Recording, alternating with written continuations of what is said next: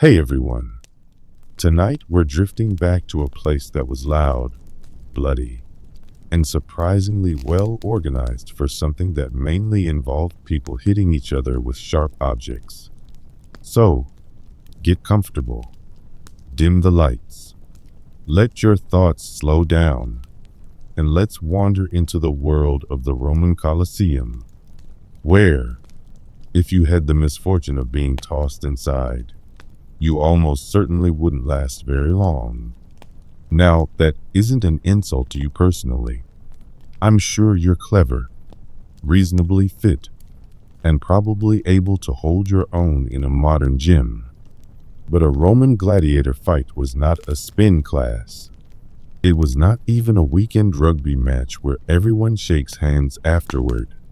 It was a spectacle designed for people who thought entertainment should involve either someone losing a limb or a bear, sometimes both. And remember, this was Rome. They didn't do things halfway.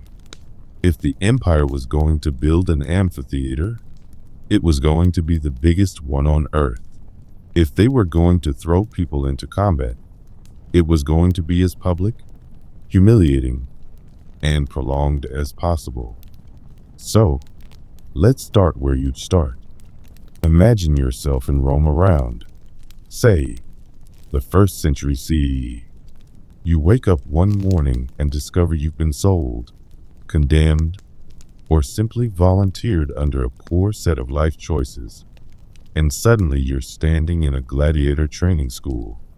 They called it the ludus, which sounds rather playful, like a board game, but was in fact closer to a military prison with a side of professional athletics. You wouldn't be alone, of course. The ludus was full of men, sometimes slaves, sometimes criminals, sometimes freeborn Romans who just thought it would be exciting to try swinging a sword for money and applause. These last ones usually regretted their career pivot fairly quickly.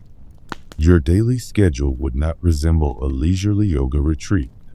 You would rise at dawn. You would eat a carefully calculated diet of beans, barley, and sometimes a little meat. In fact, gladiators were known as the barley men, not exactly a name that inspires terror. Imagine your opponent stepping out, introduced to the crowd as the terrifying barley eater. Still, it gave them bulk, a protective fat layer against cuts, and a steady source of slow-burning energy. Then came training, hours upon hours of drills, wooden swords, heavy shields, endless repetition. If you thought you might show up and immediately leap around like Russell Crowe, that would not be the case. You would be corrected, painfully. The trainers, often retired gladiators themselves, were strict, sarcastic, and not especially moved by your feelings. By now, you're already exhausted, but let's imagine you've survived months of training. You've managed not to die of infection, malnutrition, or despair. The big day comes. You're told you'll be fighting in the Colosseum. Now, this is where your problems really begin. The Colosseum wasn't just a stadium. It was a psychological weapon. 50,000 Romans shouting, jeering, and gambling on your likelihood of dying. They didn't want to see an efficient, quick resolution. They wanted drama. The crowd adored hesitation, slips, desperate scrambles. To them, your suffering was the popcorn of the event. Let's be clear, you'd be terrified. Even the most seasoned gladiators were.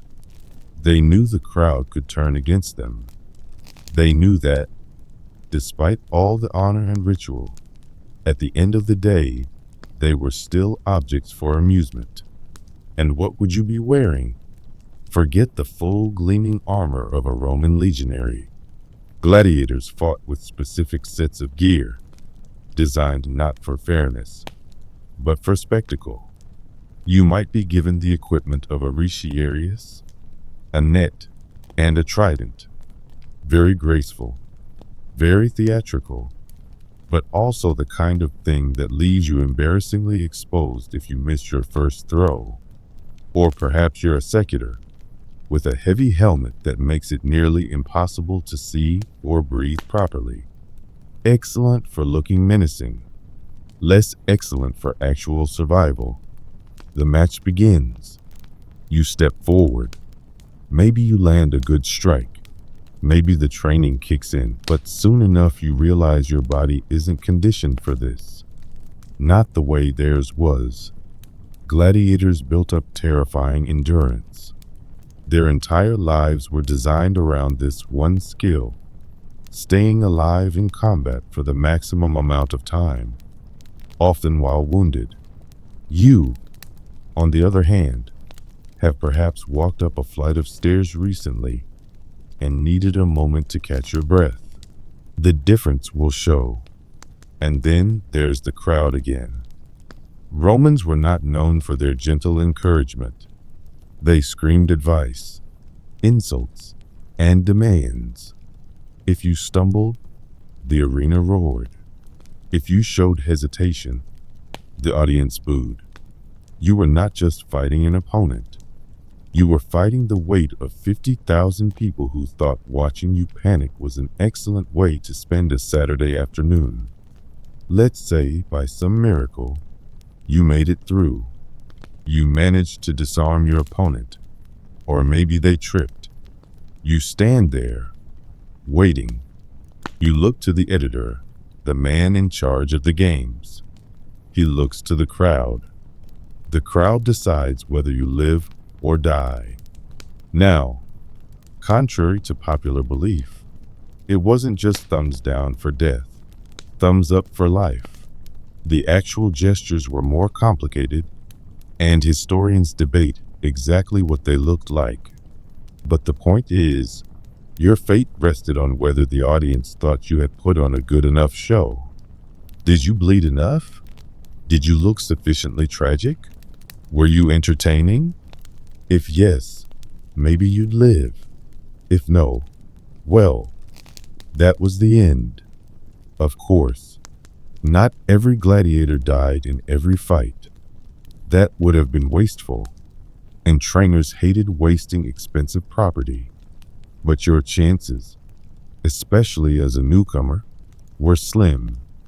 The veterans had experience, reputation, and fans who wanted to see them live another day. You had barley.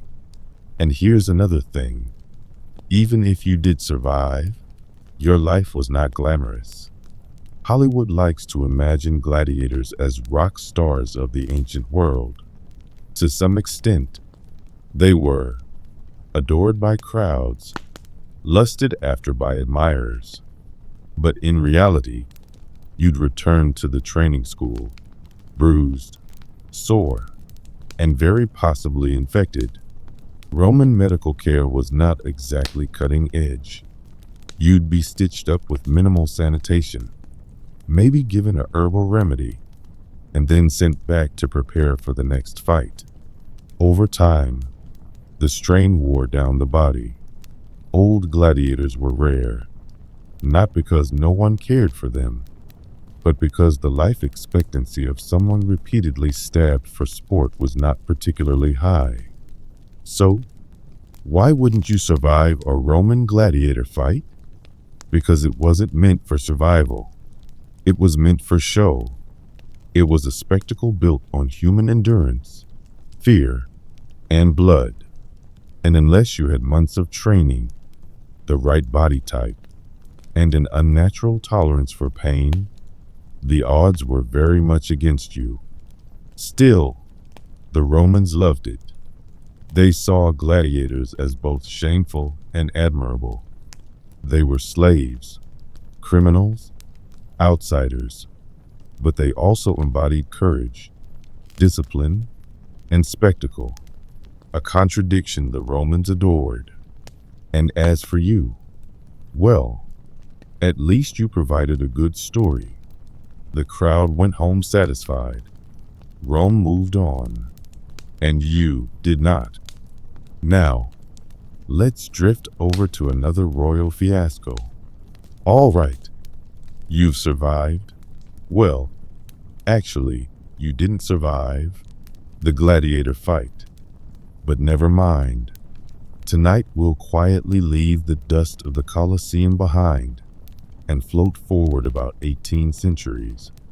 We're now in Victorian Britain, a time of steam engines, top hats, fog, and of course, a medical profession that was doing its very best with the information available, while usually making things worse.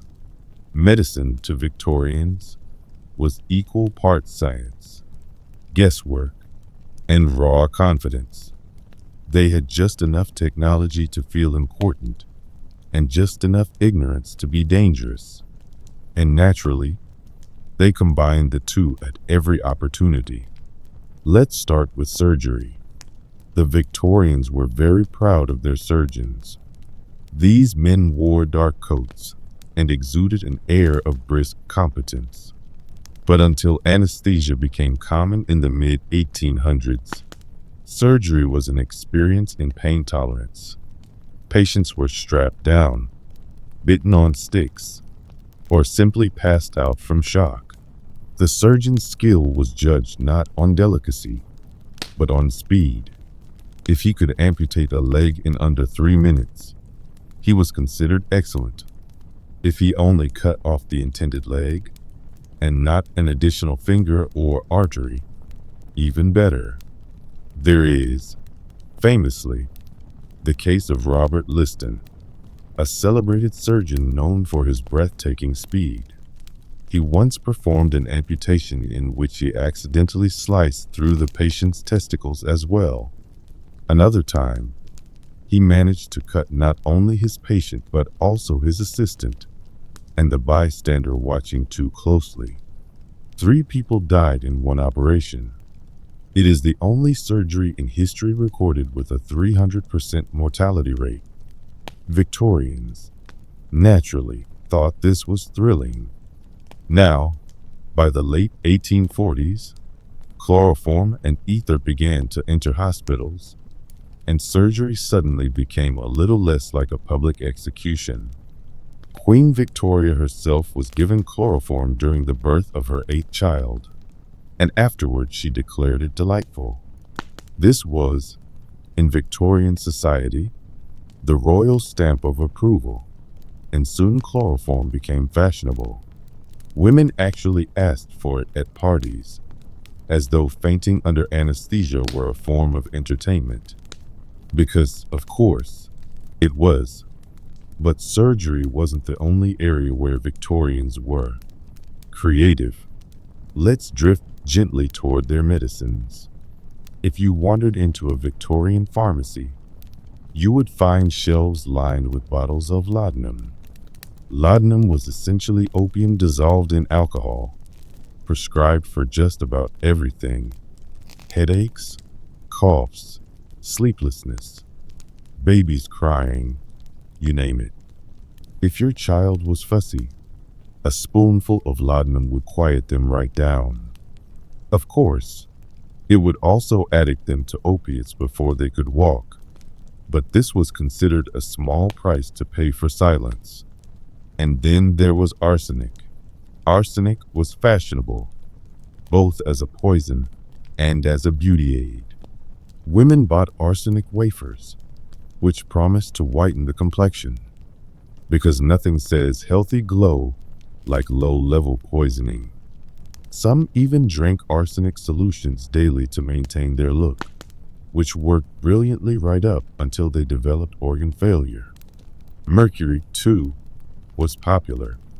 If you had syphilis, and many Victorians did, you could take mercury. It didn't cure you, but it did make you sweat, drool, and lose your teeth, which doctors interpreted as progress. Because naturally, if something unpleasant was happening, that meant it must be working. Electricity also had a moment. The Victorians were enchanted by this new force, and so they invented electrical belts, vests, and chairs that promised to cure everything from arthritis to infertility. Men were particularly fond of devices designed to deliver a mild, or sometimes not so mild, jolt to their most personal regions. Doctors claimed this restored vital energy. In reality, it just made people twitch. And then, of course, there was phrenology. The idea that the bumps on your skull revealed your character and destiny. Entire families would have their heads measured to determine whether their child was destined for greatness or just for slightly disappointing mediocrity. Employers sometimes required phrenological assessments before hiring. Imagine applying for a job and being told, "Sorry, the lump behind your left ear suggests laziness. We'll call someone else." The irony, of course, is that while all of this was going on, arsenic wafers, mercury tonics, electric shock trousers, the Victorians were also making genuine scientific progress. Germ theory was being developed. Anesthesia and antiseptics were revolutionizing surgery. The stethoscope had been invented. Hospitals were beginning to resemble places of healing instead of dens of contagion. But the old ways lingered stubbornly.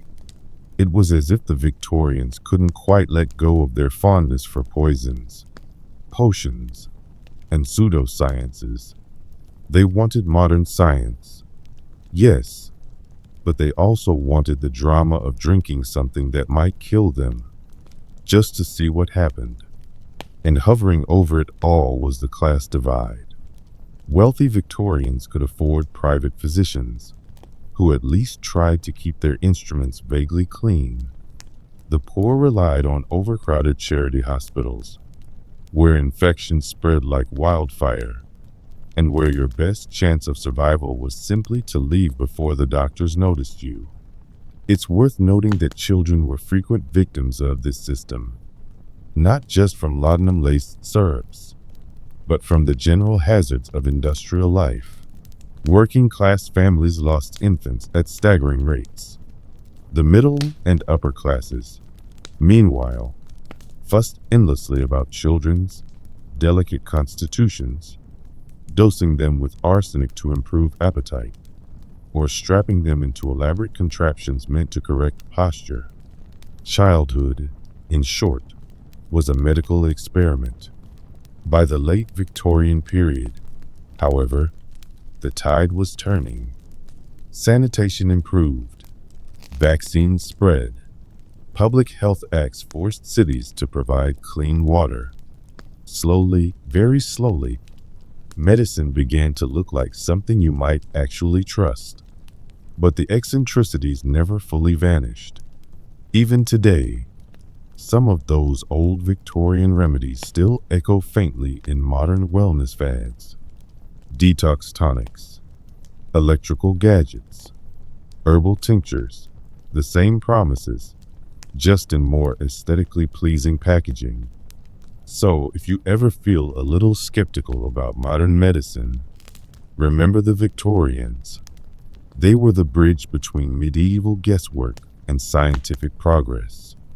They meant well, most of the time.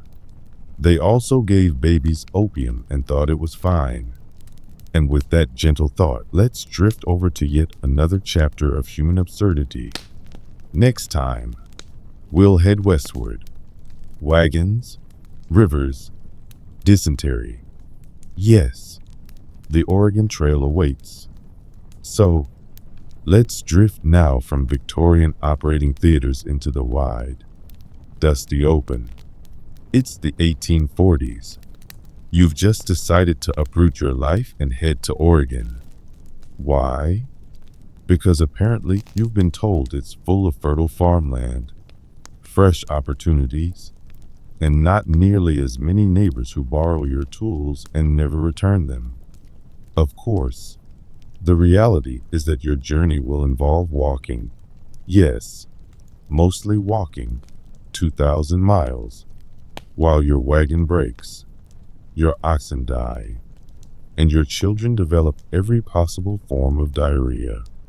But no one tells you that part until it's far too late to turn back. Now, let's picture the start. You're somewhere around Independence, Missouri. It's spring, because if you leave too early, you'll starve.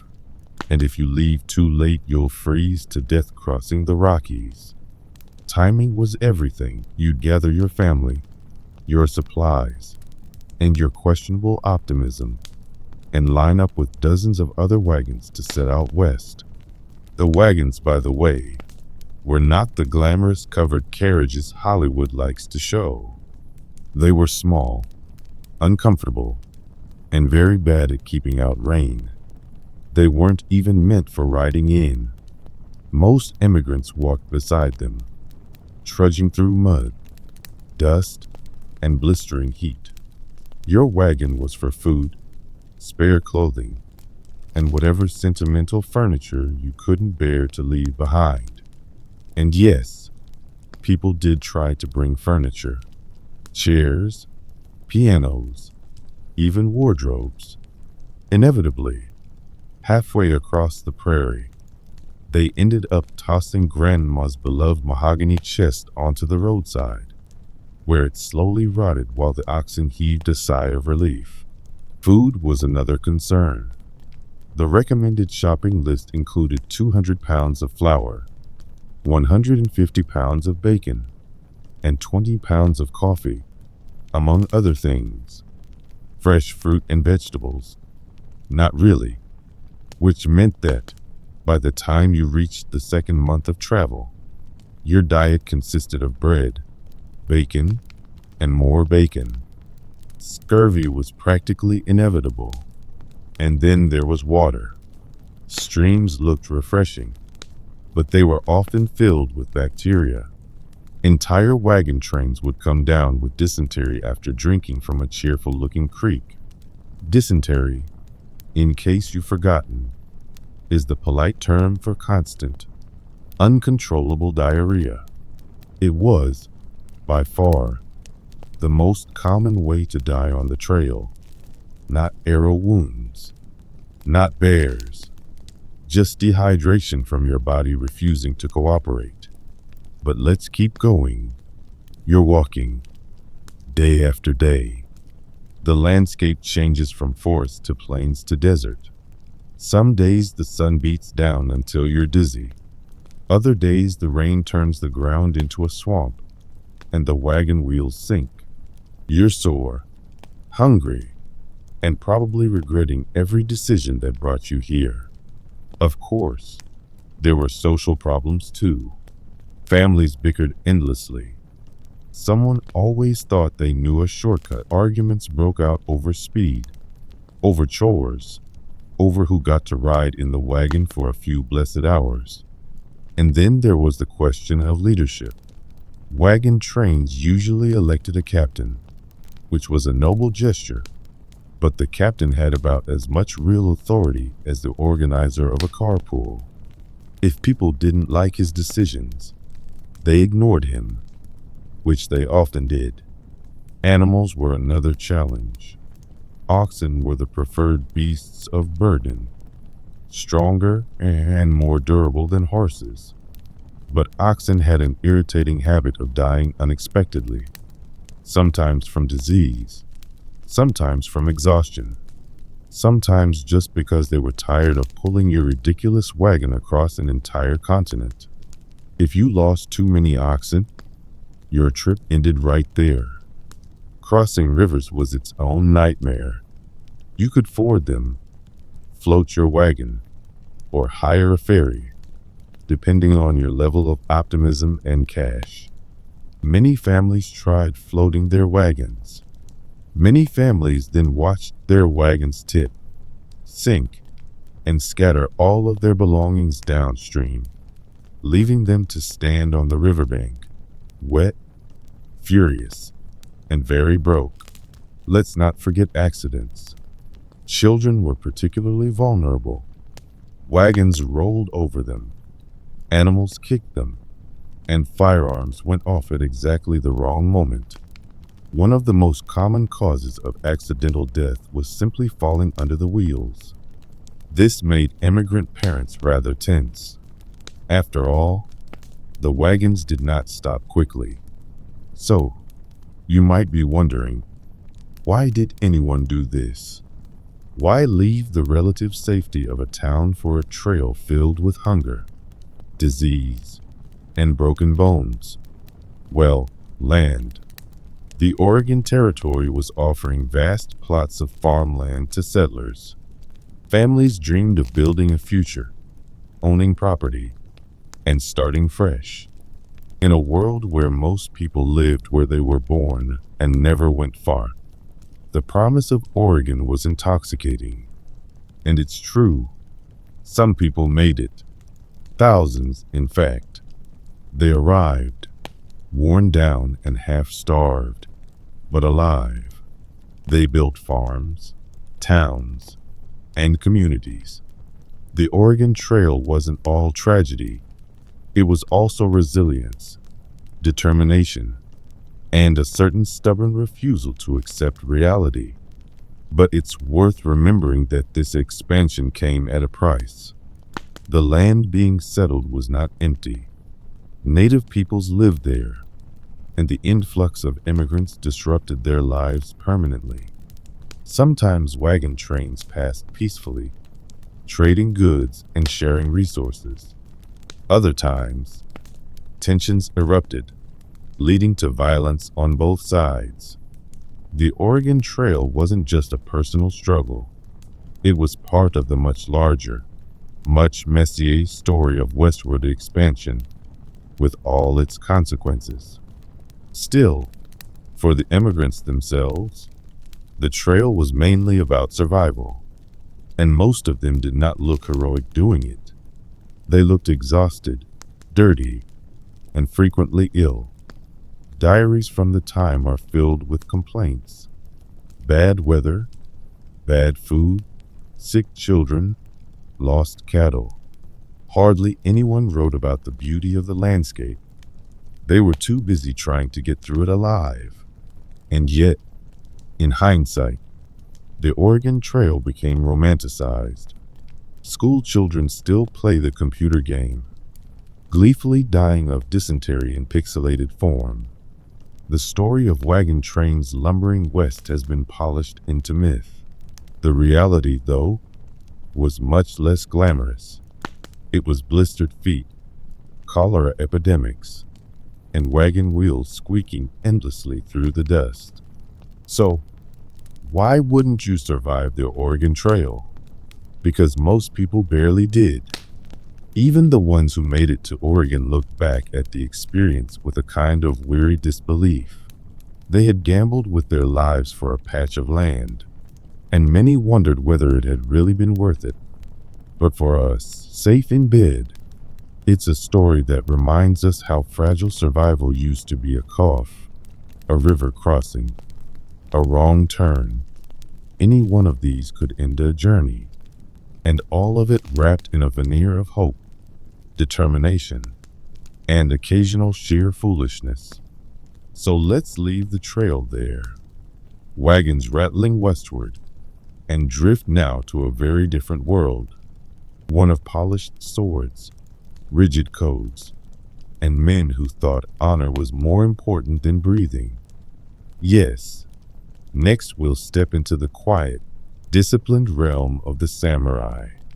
So, let's drift gently now across the Pacific, far from wagon ruts and dysentery, into medieval Japan, a land of temples, wooden castles, and, of course, the samurai, warriors who have been polished into legend, painted as men of discipline, loyalty, and occasionally spectacular hair. Now, when you hear the word samurai, you probably imagine a noble figure in gleaming armor, standing serenely with his katana, ready to dispense justice. The reality was somewhat less cinematic. Samurai were, in fact, people. And as with most people in history, they were frequently petty, political, and occasionally disastrous. But they did have something that set them apart: Bushido, the code of the warrior. This was not a single written law, but more of a cultural script, a set of expectations about how a proper samurai should behave: honor, loyalty, duty, the kind of words that look excellent carved into a plaque, and far less appealing when you have to actually live by them. Let's start with loyalty. A samurai was expected to serve his lord with complete devotion. If his lord ordered him to guard a gate, he guarded the gate. If his lord ordered him to leap off a cliff, well, down he went. The idea was that loyalty to one's master was absolute. Your personal opinions, desires, or survival instinct were not especially relevant. This worked beautifully, of course, as long as your lord was wise and competent. Unfortunately, lords were not always wise and competent. Sometimes they were indecisive, corrupt, or just plain unlikable. And yet, the samurai's job was to obey. It was the feudal version of "the customer is always right." Except the customer might also demand you die dramatically for his honor. And then there was honor itself. Samurai were expected to maintain their dignity at all costs, which meant, paradoxically, that if they failed in some way, they were often expected to kill themselves.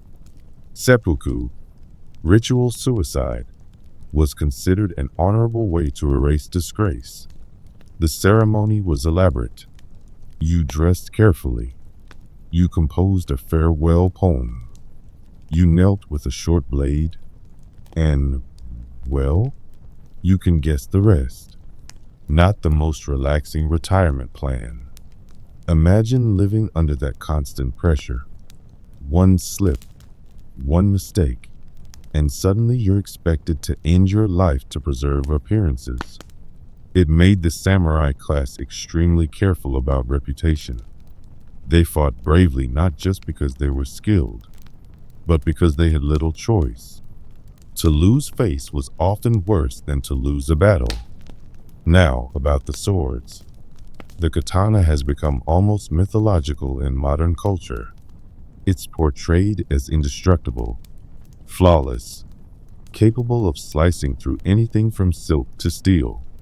The truth is, the katana was a very good sword, designed for the combat styles of the time. But it was not magical. It could break. It could bend. And most samurai didn't actually spend much time leaping through the air, slicing bamboo in half. They spent time standing guard, marching in armor, or attending endless ceremonies where nothing happened. Armor, by the way, was impressive, but also deeply inconvenient. Samurai armor was made of small lacquered plates, tied together with silk cords. Beautiful, yes, but heavy, hot in summer, freezing in winter, and not especially comfortable for sitting down, which is probably why samurai tended to stand around looking solemn in portraits, because kneeling in full armor felt like being folded into a badly designed chair. Samurai also had a reputation for culture. Many wrote poetry, practiced calligraphy, or studied tea ceremony. This was partly because their lords expected them to be well-rounded, and partly because there were long stretches where fighting simply wasn't happening. Wars were seasonal, after all, and during the off months, a samurai had to occupy himself somehow. Thus, an entire class of men trained for battle ended up spending much of their lives arranging flowers and composing delicate verses about the moon. It's worth noting that the samurai weren't always the paragons of honor they liked to claim. They were still enmeshed in politics, rivalries, and occasional backstabbing.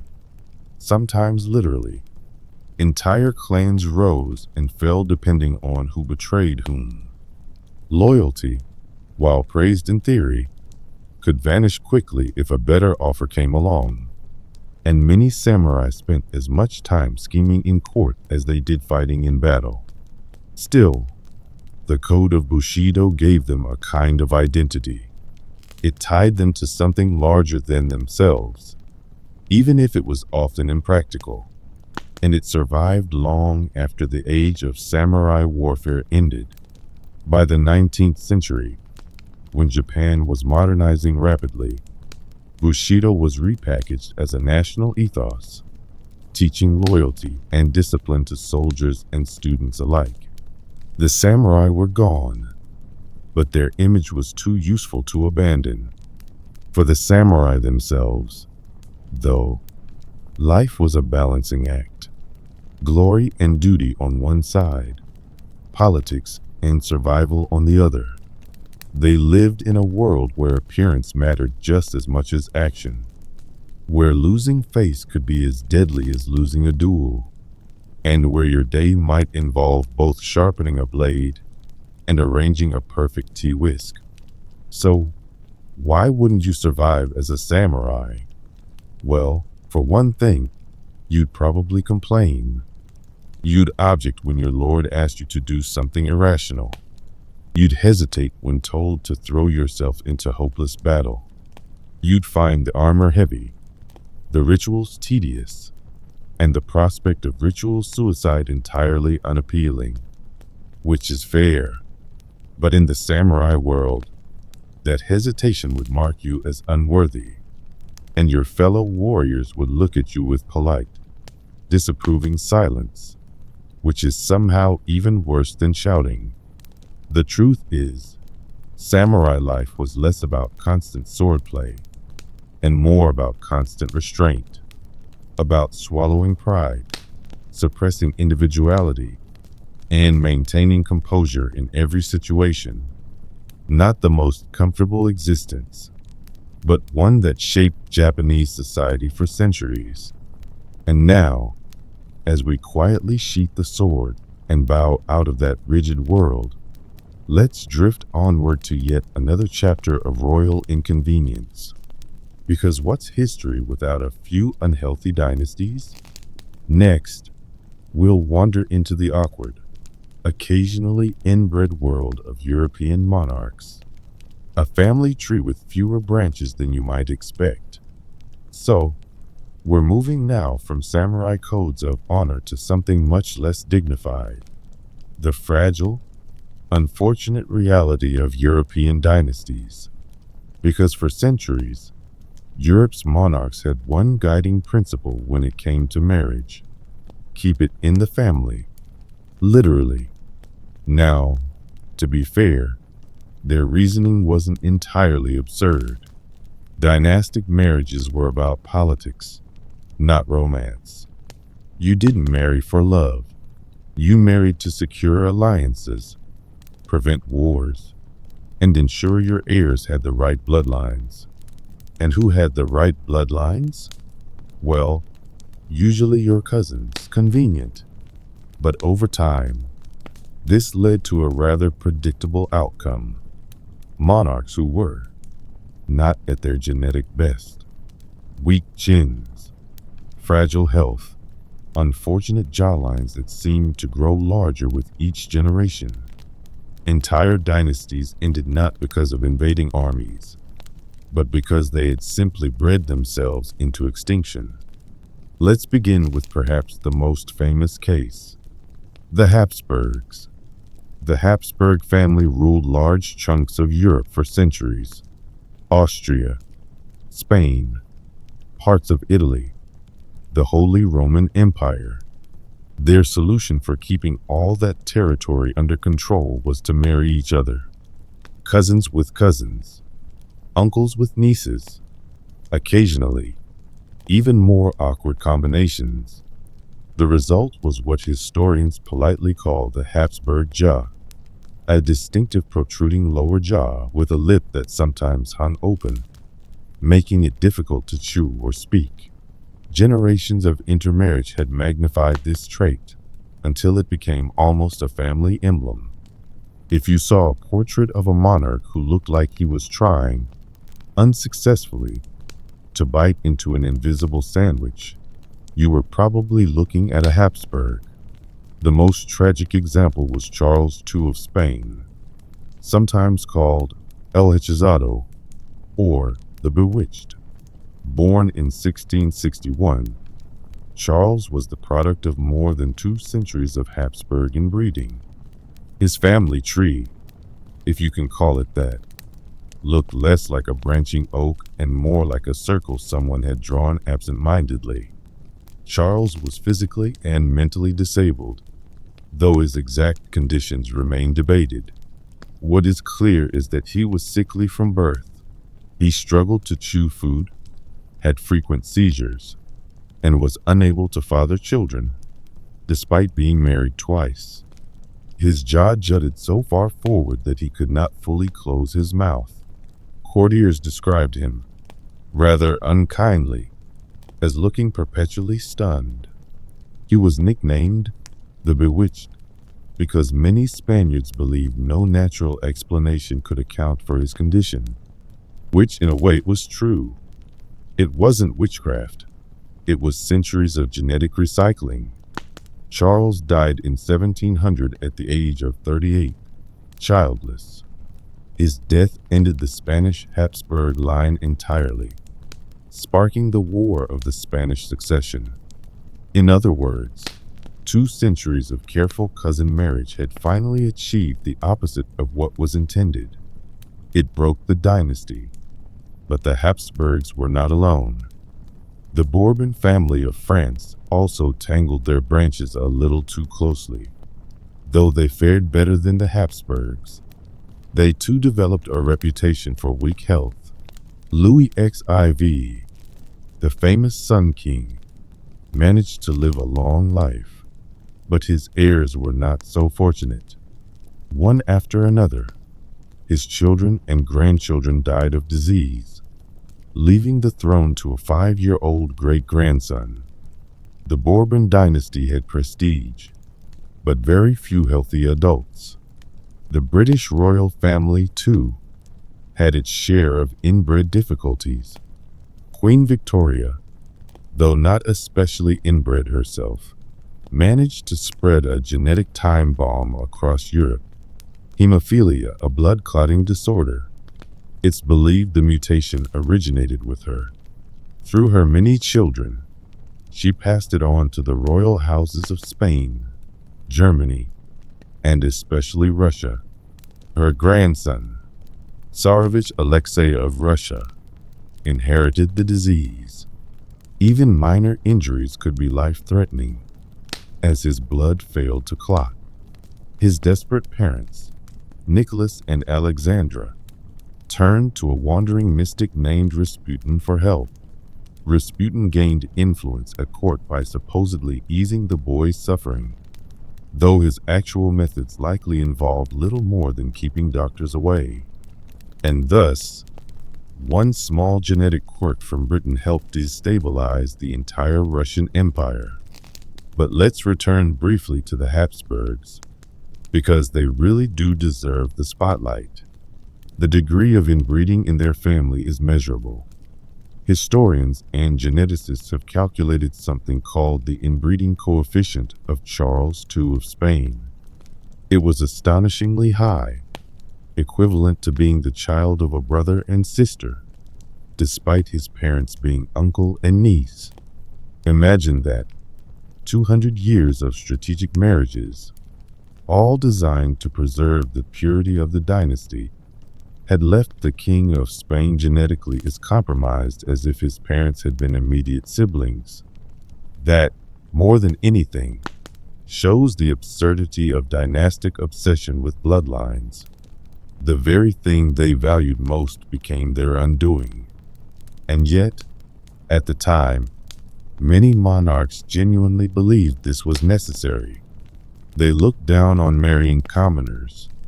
They thought mixing with outsiders diluted the royal essence, and so they persisted.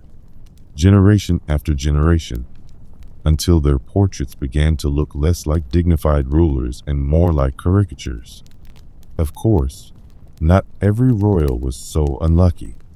Some lines survived, often by accident or rebellion. Occasionally, a king or queen would insist on marrying for love, or simply marry someone from outside the approved cousin circle. These marriages sometimes revitalized the line, introducing fresh genetic material. Other times, they caused scandal, because in royal society, marrying a healthy outsider was considered far more outrageous than marrying your niece. It's a reminder, really, of how distorted values can become in insulated circles. The dynasties thought they were preserving strength. Instead, they were preserving recessive genes. And by the time they realized the consequences, it was usually too late. So, if you were ever tempted to envy the life of a European monarch, palaces, jewels, power, just remember the other side. The weak chins, the fragile health, the constant funerals of young heirs, and the looming fear that your entire empire might collapse because your cousin also happened to be your wife. Dynastic glory had a price, and often, that price was the monarch himself. Now, let's dim the candlelight in those gloomy palaces and drift quietly towards something different, but equally awkward. We'll leave the inbred monarchs behind and wander into the world of royal children, spoiled, sickly, and sometimes catastrophically mismanaged.